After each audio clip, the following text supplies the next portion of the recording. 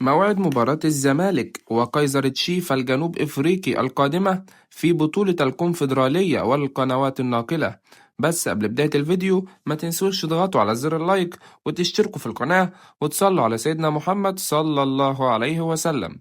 بعد فوز الزمالك على زيسكو الزامبي بنتيجة هدف دون رد، بيستعد الزمالك لخوض مباراته القادمة أمام كايزر تشيف في الجولة الثانية من كأس الكونفدرالية، وسوف تقام المباراة في ملعب كايزر تشيف، وسوف تنطلق صافرة بداية المباراة في تمام الساعة 2 مساء بتوقيت تونس والجزائر والمغرب، والثالثة مساء بتوقيت مصر وليبيا والسودان وفلسطين، والرابعة مساء بتوقيت السعودية والعراق وقطر واليمن والبحرين والكويت وسوريا والأردن، والخامسة مساء بتوقيت الإمارات وسلطنة عمان، وذلك يوم الأحد الموافق 30/11/2025.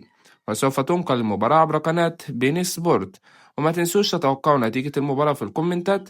وكان معكم الكابتن، نشوفكم في فيديو جديد، مع السلامة.